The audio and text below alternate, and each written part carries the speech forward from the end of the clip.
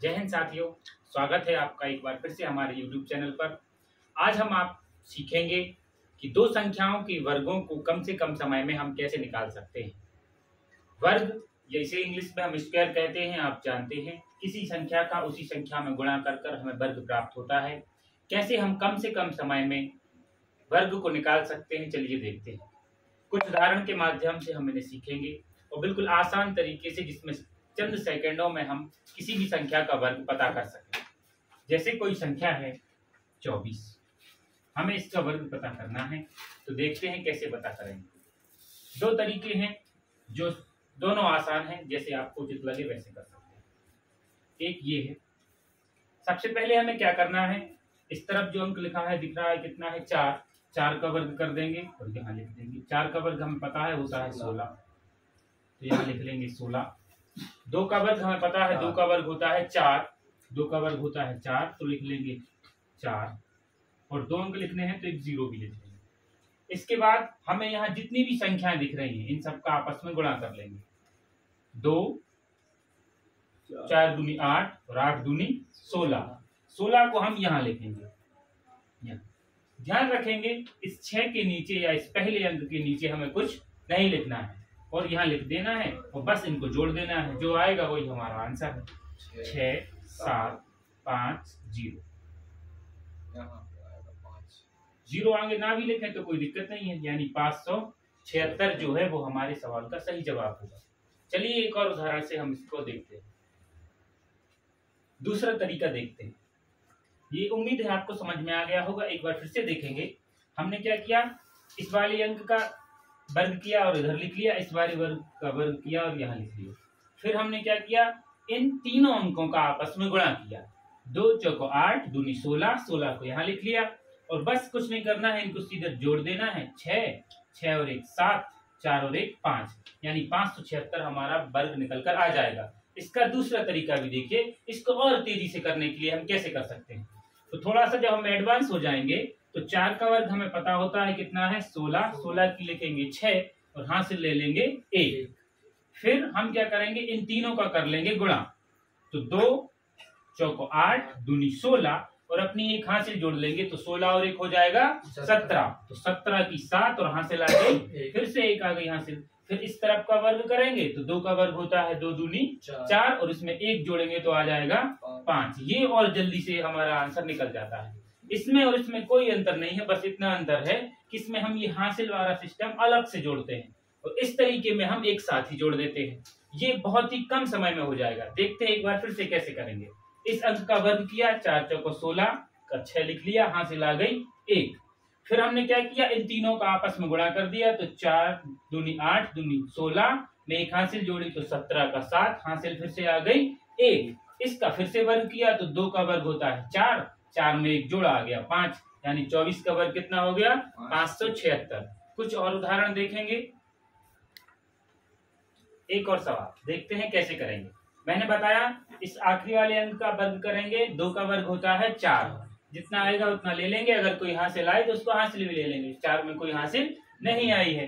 फिर इन तीनों का कर लेंगे गुणा, तो 3 दूनी 6 दूनी 12 और 12 की लिखेंगे बेटा 2 और हासिल में ले लेंगे 1। और इस तरफ जो अंक लिखा है उसका ही वर्ग कर लेंगे, तो 3 का वर्ग होता है 9, 9 में 1 जोड़ेंगे आ जाएगा 10, यानी 32 का वर्ग आ गया हमारा 1024। उम्मीद है आपको समझ में आ रहा होगा। एक और संख्या देखेंगे, इसको हम कैसे बनाएंगे। लिखा है 67 का वर्ग।